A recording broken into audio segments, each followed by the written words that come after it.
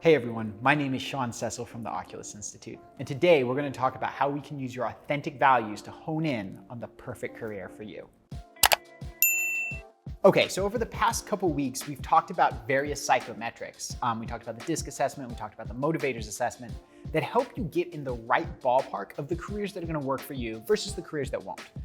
But the thing is, you're still only in the right ballpark. It's still only a selection of stuff that, fits decently well, but it's not necessarily the perfect thing. And the truth is that if you want to get to the perfect career for you, you've got to go deeper than any psychometric ever could. You've got to go custom, and you've got to get really in touch with yourself.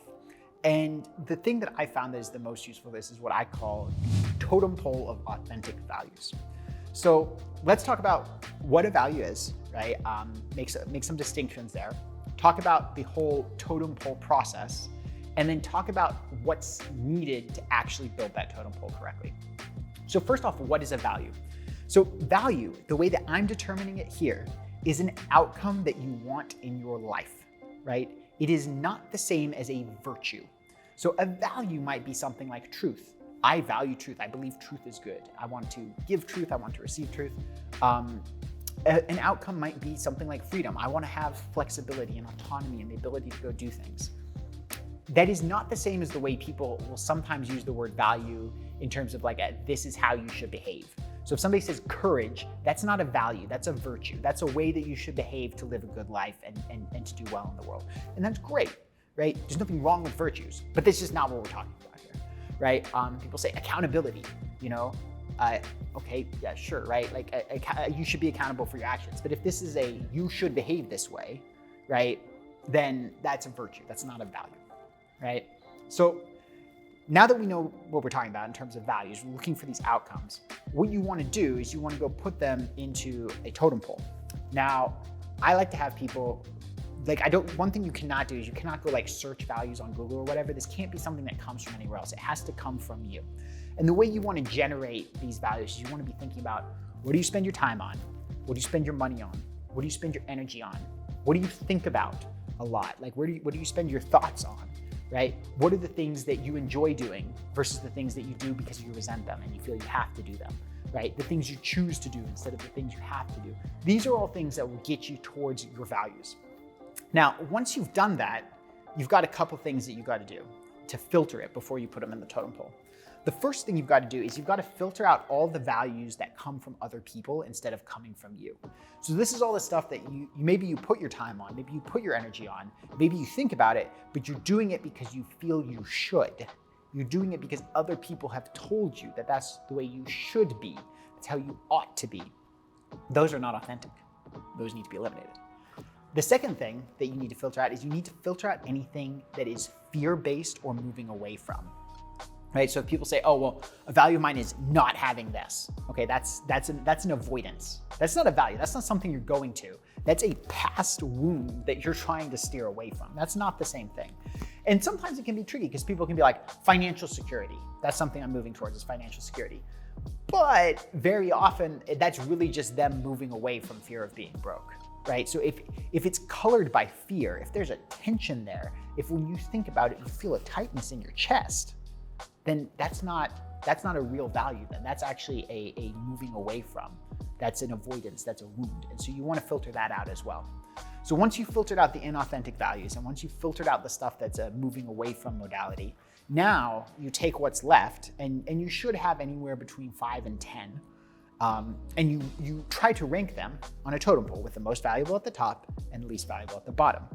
And then what you can do is going up and down this totem pole, you can ask yourself, well, if I had a career that had A, but not B, or B, but not A, which one would I choose? And you do that for every pair up and down the line. And you think of these hypothetical examples to operationalize, what that could be, right? So for example, if somebody's thinking money and time, right? You'd be like, okay, if I have a job where, I'm making $500K a year and I'm working, 80 hours a week, or a job where I'm making, $50K a year and I'm working 20 hours a week, which one would I choose, right? Or whatever it is, right? Stuff like that. And you use that to move up and down. And that was just, a very high level example. There's other stuff with, for example, flexibility versus growth, right? All kinds of things. And so there's an infinite number of possible combinations. And so as you ask those questions up and down, you reorder your totem pole.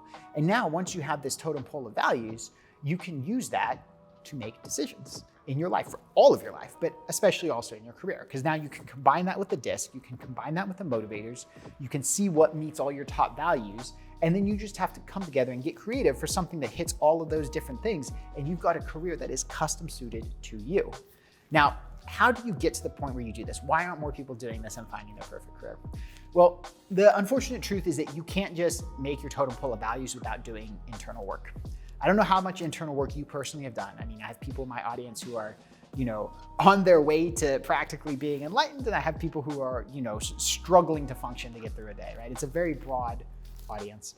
And so what happens is the more internal work you do, the closer to accurate your totem pole is going to be. Because if you haven't done the internal work, you're going to be struggling with other people's values in there that you don't even know are other people's values that you've internalized. And you're also going to be dealing with, moving away from values. And again, you might not even realize it.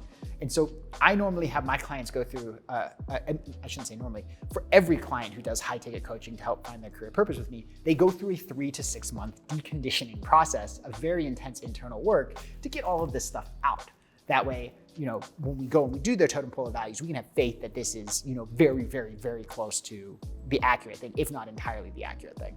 Now, values can change over time, right? Like in my case, love has moved up the totem pole a little bit as I've gone on.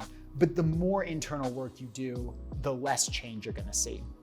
So one thing I encourage people is, if you go and you go through this whole process, you go find a career, you do it for a while, you do some more internal work, come back and redo this totem pole of values as you have that internal growth and see how it changes. It's kind of this thing where like you do the internal work to create this bank account, and then you do the totem pole of values, and the career reorientation is the withdrawal from the bank account that you've built by doing the internal work. So, again, it's a lot of videos on the disc, the motivators and the values, but this is a really good way of honing in. And this is the process that I use with my clients. So I hope you guys find this valuable, and I look forward to seeing you guys next week. Hey everyone, I hope you enjoyed this video. If there's something that resonated with you, maybe a new connection that you made or some information that shifted your perspective, if you found value here, then I want to give you one last gift. So I've put together a free diagnostic that I call a checkup with the career doctor. Short list of questions, and as you answer them, it's going to give you a readout of where you stand on the important metrics of career fulfillment, right? How happy are you with your job and how good a fit is it, right? Financial success, which we all know, and then internal alignment, which is your level of inner peace and the inner resources that you have to bring to creating the life that you want. Additionally, it's also going to show you which areas you can improve on to get those metrics moving in the right direction, as well as how can we at the Oculus Institute help you make progress. So it's totally free, 100%. All you have to do is just go to www.oculusinstitute.com/purpose quiz, right? No spaces, no dashes, just oculusinstitute.com. That's OCULUSINSTITUTE.com/purpose quiz. And you can take it totally for free. You'll get a free report sent to you, and then at the end, it will give you some next steps of what you can do to reach out so that we can help you create the career of your dreams.